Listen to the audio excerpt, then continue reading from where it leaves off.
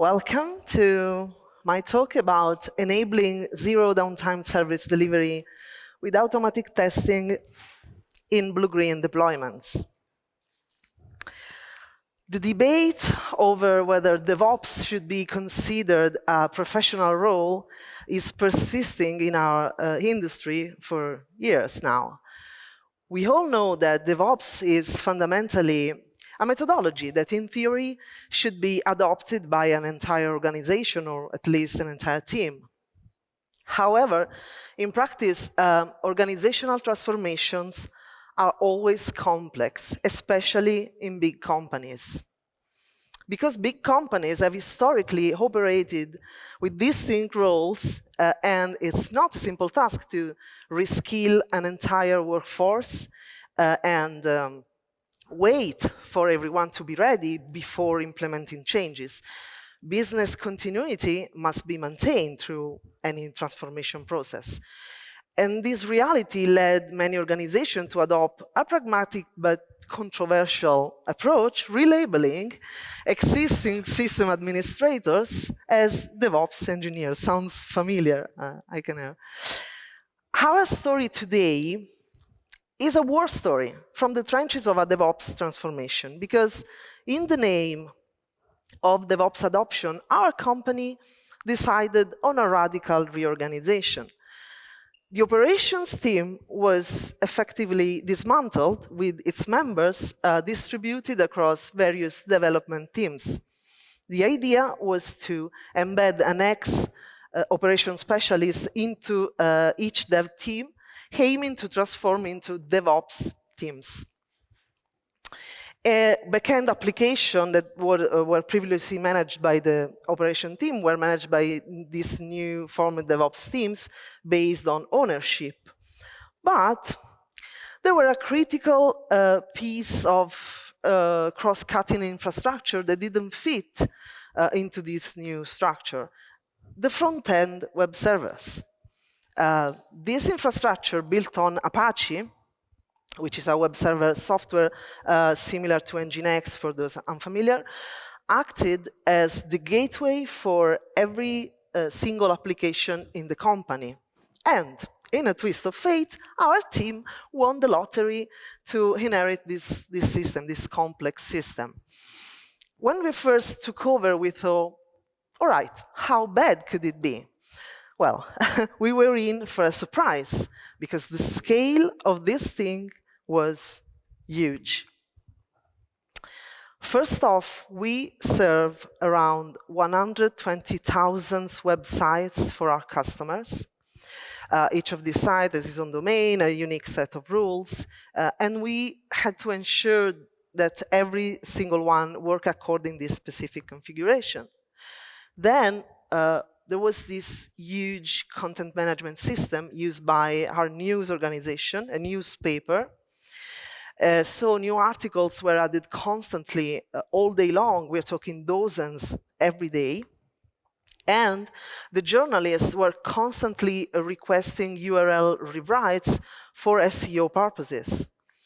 And also we inherited a whole bunch of other configurations. Some applications for this configuration were actively being developed. Others were very old systems that weren't really being worked on anymore, but still needed to stay up and running.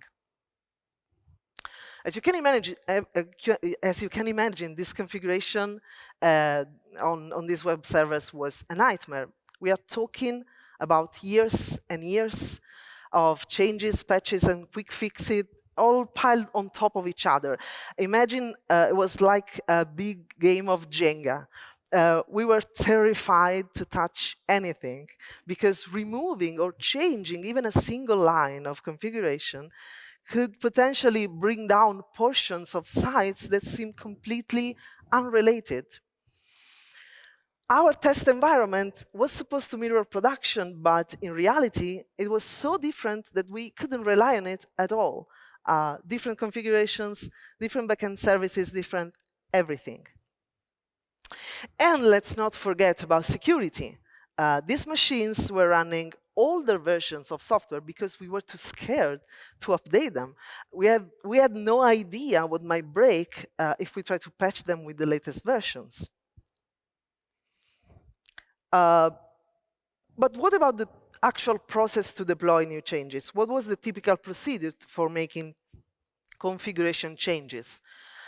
The infrastructure consisted on physical and virtual machines distributed across two data centers. Each data center group had its own load balancer identified with a specific domain, and upstream, the main DNS had a configuration that equally balanced traffic between the two sites. First, a sysadmin would open a ticket with the DNS team to route traffic to only one of this data center. Once confirmed, they SSH into the offline data center servers, modifying manually the configuration and restart the servers. Next, they have the DNS team reverse the traffic to the previously excluded data center, wait again, and then SSH again into the other machines to make the same change manually. And finally, they restore normal DNS routing. This description represented a successful execution, but if anything went wrong, they had to reverse the entire process quickly to restore the original configurations. So this infrastructure was like a ticking bomb of issues. It was a critical system for us, but it was a constant source of problems. The frequency of these issues and of downtime was alarmingly high, and this was precisely why the company had decided to move towards DevOps adoption. To give you a clear picture of the challenges, let me share some numbers. Each release took us between 3 or 4 hours to complete, and if something went wrong, which it did alarmingly often, rolling back could take another 1 to 2 hours. And when I say alarmingly often, I mean it. There was seen error in about 40% of our deployments. That's nearly half of all our releases causing issues. Our uptime was hovering around 99.5%, which might sound good on paper, but in reality, if you think about it, it means we were facing about 1 hour of downtime every week. So that's add up to roughly 2 full days of outage per year. So these numbers are not just statistics. They represented real disruption to our business, frustrated users, and countless late nights for our team. It was clear that something had to change.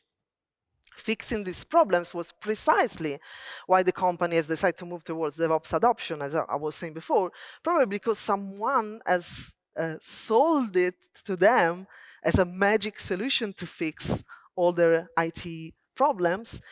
From management perspective, they had expectations, even that if they weren't actually sure how this change would play out in practice, they expected to see a reduction in incidents, less downtime, improved security, improved stability, but how exactly this would happen was left to us to figure out. And this is where our real work started. So we had to figure out how to manage this mess and improve things without touching any backend applications. And we needed to be able to do it consistently and reliably. I was saying the team realized that intervening and change to simplifying the backend application level was not an option because the business had other priorities, was no time nor budget allocated to for a major refactoring of the backend systems. They couldn't afford to wait for restructuring of this magnitude. The show must go on, so the team had to find a way to manage this infrastructure without the luxury of addressing underlying application issues. And to be completely honest with you, the situation was so desperate that the company was just hoping to contain the damage. They had probably little faith in any real improvement and probably in us. So we recognized that to make this work, we needed to transform our configuration management into something that felt natural and intuitive to everyone in our team, regardless of their background. So we ask ourselves, how can we make our configuration management align with our team's collective skills and experiences? What tools can we use that will feel familiar and accessible to all of us? We firstly move all our configuration files into a Git repository. This way, our configuration became version controlled, reviewable, manageable, using familiar Git workflows, so developers could now track changes, just like they do with application code. We decide also to move away from traditional virtual machines and embrace containerization. This approach brought several benefits, namely the ability to always use the latest and most secure base image, and also the abstraction from machine management, allowing developers to focus only on configuration rather than server administration. We also decided to embrace infrastructure as code principle to make our infrastructure management more accessible, more transparent to the entire team. Terraform allowed us to codify our entire new infrastructure setup in a declarative and easy-to-read format. This meant that every implementation details was clearly defined and clearly visible to all team members. So with these developer-friendly tools in place, we had a solid foundation for managing our infrastructure, but we still needed a way to release our changes safely and reliably. After much discussions and research, we had an idea that we hope could be a game changer, applying the concept of the blue-green deployments to our configuration management. At that time, it was a bit of a leap of faith, but we felt we had potential to improve the situation. Blue-green deployments is normally used in application deployments, but the team saw this opportunity to adapt this strategy to these configuration changes. Blue-green deployment is a release technique that maintains two identical environments, and here's how it typically works. The live version runs in the blue environment, so blue and green are just labels. A new version is installed and tested in the other environment, in the green environment. If tests pass, traffic is gradually shifted from blue to green.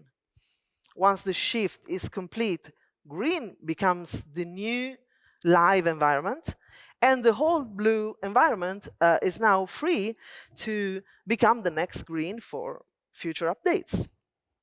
So this strategy significantly reduces the risks associated with releasing new versions. The previous version remains available until the new one is fully tested and fully ready.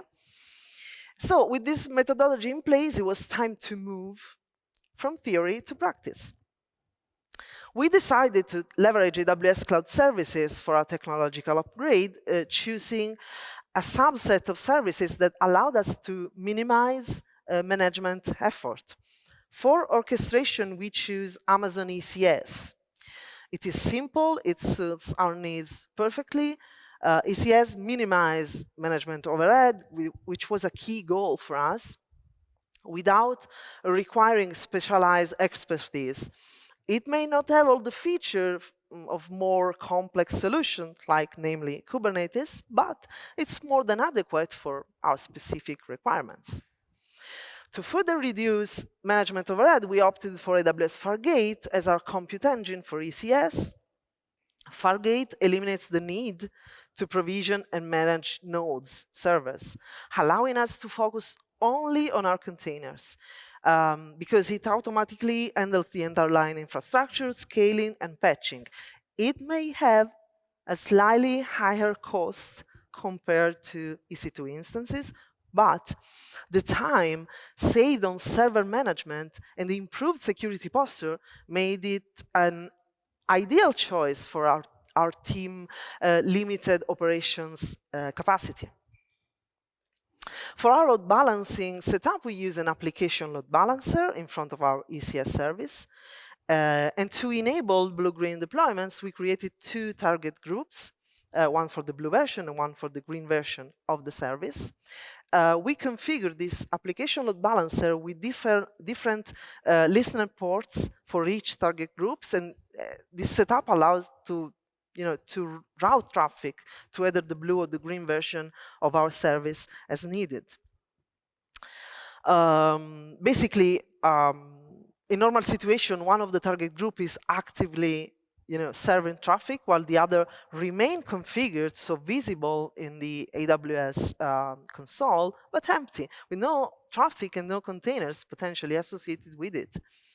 So this setup allows for quick switching between version during deployments and during rollbacks. AWS Code Deploy handles the actual deployment. We were particularly excited about Code Deploy native support for blue-green deployments on ECS, because this feature aligns perfectly with our strategy, allowing us to seamlessly switch between our old and new environments without any complex integration. So this setup gave us a fully automated end-to-end process for updating our configurations. So first, a developer commits a change to our configuration repository. AWS Code Pipeline orchestrates the whole process, triggering the pipeline upon the commit and starting the required steps. AWS Code Build takes care of building the new version of our container image. And it also performs a syntax check on our configuration, adding, let me say, an extra layer of validation before we proceed. Then AWS Code Deploy creates a new green environment with the updated configuration, so the new version, the new image just built. And then it informs the load balancer to switch traffic from the blue to the green environment. Once complete, the green environment becomes the new live environment, and the old blue is discarded, is terminated.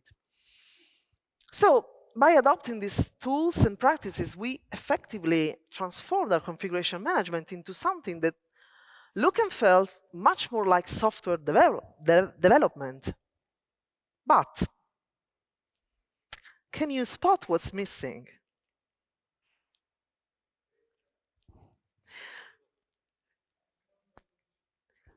Without a comprehensive testing strategy, all we've done is create a faster way to introduce problems into our system. We have essentially built a high-speed railway for our errors to reach production more quickly. So the role of testing in this context is absolutely critical. Without proper tests, our automation efforts risk to become an exercise in failing faster and failing more efficiently. We need a way to validate our changes before they impact our users. So the question was, in our specific use case, what would serve as a valid test? What could give us a pulse on the situation with a reasonable degree of reliability? We started to focus on the main purpose of our front-end web servers. At their core, they exist to serve content. So what would be a potential regression? The failure to serve that content. So the primary purpose of our testing strategy is not to verify that the new configuration are functional or are meeting expectation. Instead, the main goal is to ensure that the changes don't introduce regressions in the web server's previous behavior. Essentially, we want a mechanism to reduce the risk of breaking something that was previously working, which is a crucial consideration for an infrastructure that is shared by many applications. So the basic idea of our test was to check the new version of the service before putting it live. But we had a problem. our system handled thousands and thousands of different URLs. There was no way we could test them all. So we had to figure out how to cover URLs generated dynamically by the backend, for example, like those from the CMS, include important but maybe rarely visited URLs, for example, for important websites, provide a representative sample without making text execution time unreasonable, and basically overall adapt to the constantly changing nature of our content. So this list of URLs to be tested cannot be a static list. Having no control nor visibility on the URLs delivered dynamically from the backend, especially from the CMS, we decide to create a nightly job to generate such lists dynamically. To implement this nightly process, we could leverage AWS Batch in our case, which allows to run this job on a schedule.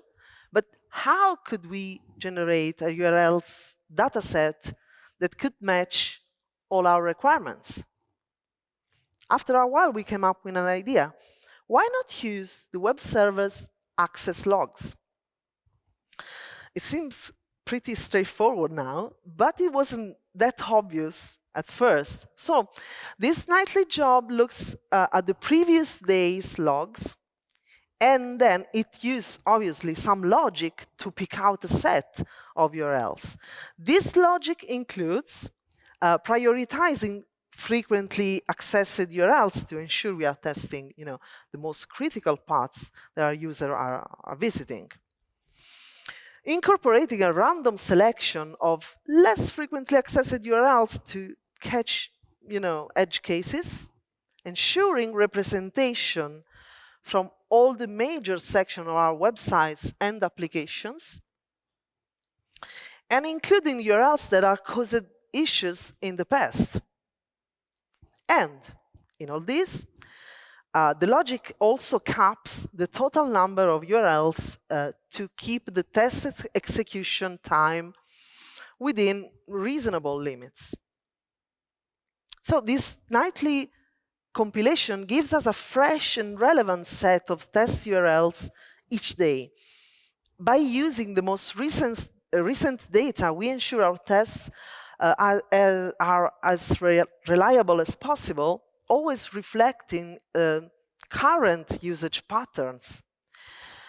So this approach gave us a powerful tool. We could now make changes with a higher degree of confidence, knowing that we had a way to catch potential issues before they impacted to our users.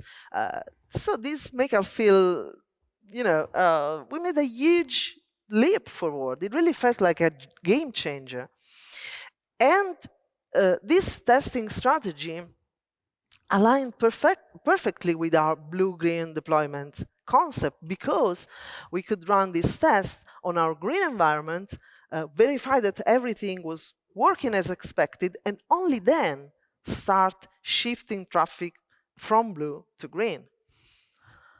To execute our tests, we use an AWS Lambda function, very, very simple. We also configured a threshold for acceptable performance. This threshold is expressed as a percentage of requests that must receive an HTTP 200 response, allowing for some, flexibility in our tests. This is because some URLs might become invalid during the day due to application changes which are outside our control. So the Lambda executes the request, calculates the success rate, and determines whether the test passes based on this defined threshold.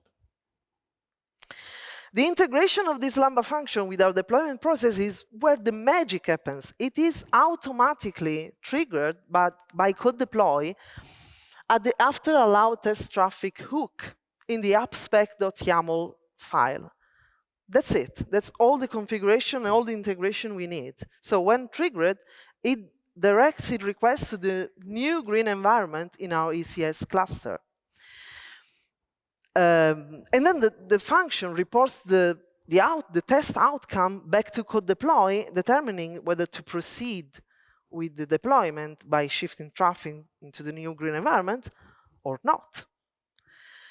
So this setup ensures that our testing is seamlessly integrated into our blue-green deployment strategy, requiring no manual intervention during the process and without any complex integration.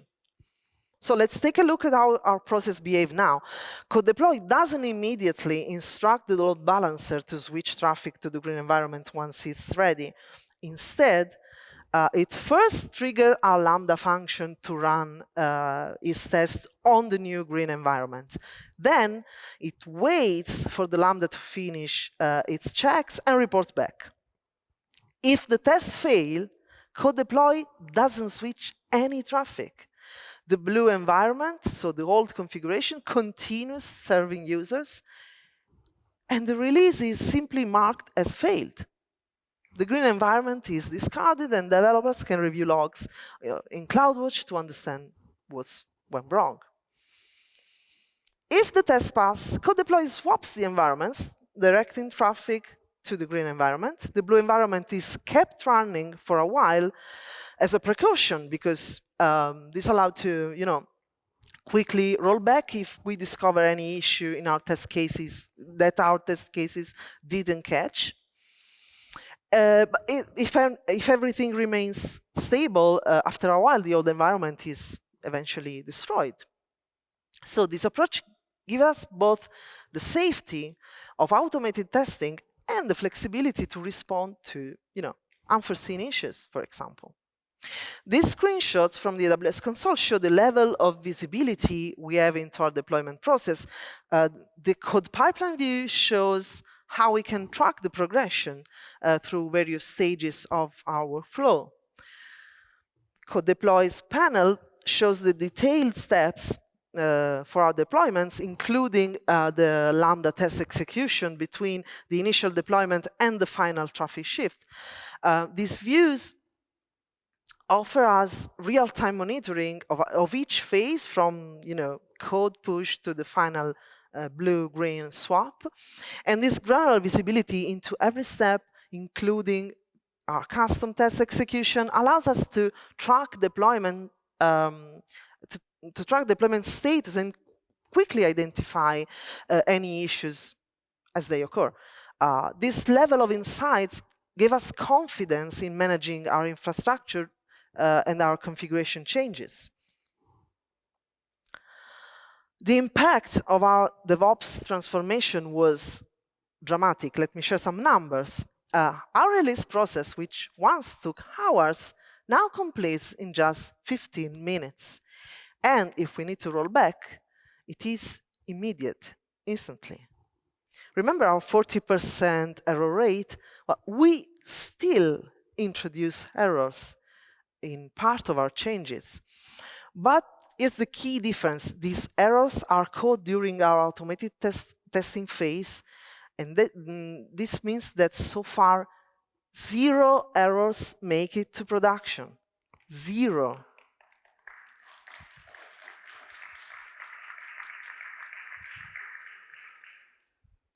As for our uptime, we moved from 99.5 to 99.9999. Okay, I'm scaramantic. I don't want to put 100% on the slide, but in fact, we have not measured any downtime for a deployment since the new process is in place. These are not just numbers. They represent a complete transformation in how we operate. Faster, more reliable deployments, confidence in our ability to make changes without disrupting service, and most importantly, a dramatically improved experience for our users. This is the power of DevOps done right. Because here's what really matters. We turn our deployment process from a business liability into a business asset, because faster and more reliable release means we can respond to market needs quicker, with less downtime and fewer errors. We are not just adopting new tools or changing processes, we are showing that paying off technical debt is delivering real value to the business. Our DevOps journey has so very valuable lessons about both technical innovation and human collaborations. First of all, we learned that without robust testing, automation can lead to faster failures rather than improvements. Our custom testing approach using real-world URLs samples became the cornerstone of our confidence in making changes. We choose technologies that leverage developers' existing skills while introducing them to infrastructure management concept. This approach reduced the cognitive load of learning new systems, making the transition into unfamiliar tasks smoother and more intuitive. By automating our deployment pipeline, we eliminated manual, so error-prone steps, because the automation ensured that every change followed the same repeatable process, reducing variability and increasing the speed of deployments. We adopted Terraform as a key technology to bridge the gap between development and operation teams. Infrastructure as code provided a common language that everybody in the team could understand and work with. Rather than settling for a simple lift and shift, we cultivated a culture of exploration and innovation. This mindset drove us to discover and apply new technologies and methods to modernize our legacy infrastructure. The result wasn't just solving immediate problems, but adding significant value through improved capabilities and resilience. Our openness to learning and willingness to challenge the status quo became the key drivers of our success. And we deliberately choose tools that minimize management overhead, relying on automated and managed services to avoid wasting time and energy on low-value activities. This strategy allowed our team to concentrate on what cannot be automated or replaced, in our case, the continuous improvement and refinement of our test URL dataset. This human-driven and high-value work became the cornerstone of our system's effectiveness, because this transformation has changed not just how we work, but how we think about our work. We have moved from a culture of firefighting to one of proactive improvement and innovation. The increased visibility and control over our systems have given team members a greater sense of confidence and also pride in their work. While the technical improvements are significant, it's this human transformation that will have the most lasting impact. Looking back, this company reorganization could have been a disaster. Ended this complex infrastructure with no working was a recipe for failure. But instead of crumbling under the pressure, we saw it as an opportunity. We have not only improved our system, but transformed how we work. By demonstrating the real value of our efforts, we have gained credibility to the business side. Now the collaborative spirit extends beyond dev and ops, is a partnership across the entire organization. We started as a potential crisis, and it became let me say, a catalyst for a company-wide collaboration and innovation. On this QR code, you'll find links to an article explaining the complete technical solution and also a GitHub repository with all the code to recreate the entire setup. I am Monica Colangelo, an AWS hero in DevTools category, and I thank you for your attention today.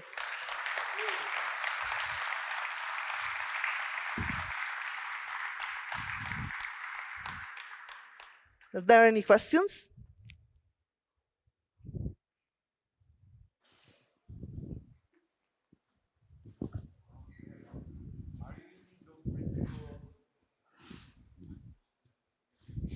Hi, my name is Jordan. Are you using those principles also not for configuration, but also for code deployment? Sorry, I Are didn't you hear using those principles for blue-green, not only for configuration, but also for code deployment? This project was the start, the starting point of everything. This gave our confidence to, do better things in all our projects, to propose new things for all kind of project, application development, everything. Because before we were scared to touch anything, we were scared to propose new thing. Business wasn't very keen on accepting, innovation because they were scared. And now we have demonstrated that we could do great things with innovation, and so we gain more trust for any other any other projects that come afterwards. So yeah, absolutely, this principle are. Thank you, Monica. True inspiring story. Thank you.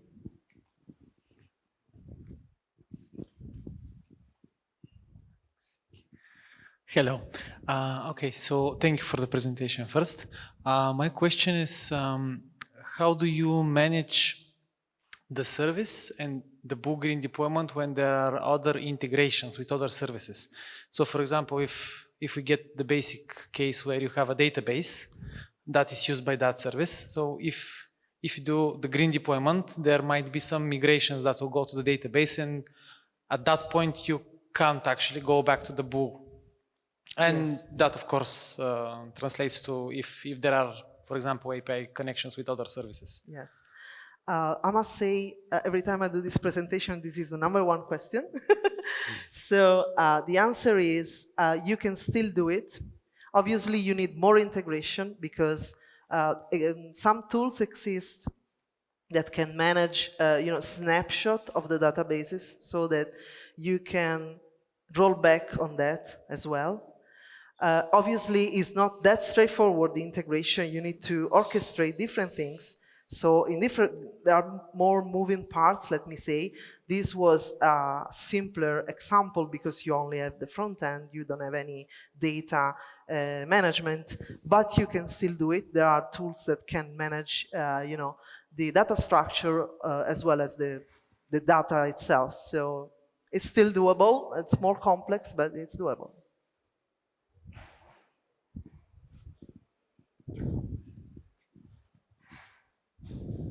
Hello, first of all, thanks for the great presentation. As an addition to the colleague questions, I would like to ask you what will happen with the new data that already ingested in the database? In our case, no, I following that question. This tool can manage the snapshot from, let me say, the old version of the database. When you do changes on the new version, so you change the structure of data, for example, and still you are ingesting data, this tool are able to, to roll back and to also insert new data into the old snapshot. So there's a specialized tool to do this kind of job. I don't remember the name right now, but I can find you because I'm very terrible with names, but I know at least a couple of tools that can manage this. So and also you need to orchestrate, the front end and the data part. It's not that easy, the integration, because you need to, to move the things together, but it's still doable.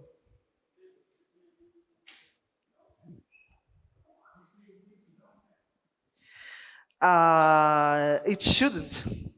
Oh, well, yeah, if you move the data, you probably need a way to, keep the old version, the snapshot, the old version of the database aligned with the new data. So that's how these kind of tools work. I'm not a data expert, but I've seen it work because we use it in other projects. So yeah, I can tell you some names of this tool, and it's doable. Hi, thanks for the presentation. I have one question regarding the batch architecture which you shown with the access walks. Can you briefly explain what is the purpose of it and why do you fetch those access walks? Because, as I was saying, we are serving thousands and thousands of different URLs from this infrastructure. We can't test them all because it would take days. So we need to, to test a subset of these URLs to be sure that we are not breaking, reasonably sure that we are not breaking anything.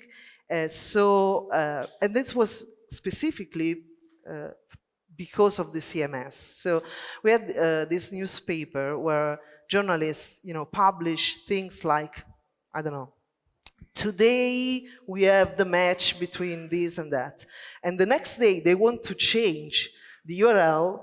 It shall not be today, but they still want to keep their SEO ranking. So they just want to move things without changing anything on the back end. It was a mess. And so we had no control of what the journalists were doing on the back end, on the CMS. They are just, adding new URLs. And the only way we can know what URLs are serving at the given moment is to consult this access log. So we picked from the access log the most frequently, all the requirements I spoke about, the most frequently path and everything, and we test them to be sure that reasonably sure that all that was working yesterday will continue to work it today. So that's why we picked from the access log, because if we choose, for example, an access log from 1 month, 2 months, 3 months ago, in the meantime, everything can be changed. They are not valid anymore, and because our infrastructure is constantly changing on the backend side. So we need a way to validate what's valid today. Yeah, thank you. So maybe if I can add to that question, if we have application dashboards configured for our, let's say that we have a microservice architecture and we do the book green deployment, and let's say that we have 30% traffic split to the newer version, and we don't do that with the URLs, we will still see the reflection in the dashboards. You mean like the canary deployment or something like that? Yeah, okay. Is it applicable to the book green? Technically it's feasible. In our case, we choose not to because journalists will frequently, refresh, and if they see different things between the colleague on the other side, they just freak out. So basically, we decided to just switch, and that's it, because they couldn't handle, psychologically speaking, this kind of different things. So it was not a strictly technical choice. It was also to handle this kind of situation with these people, because journalists, from our perspective, are part of our users. So our users, not just the public that is reading our websites, but also them are users of our infrastructure. So we need to take care of these kind of things.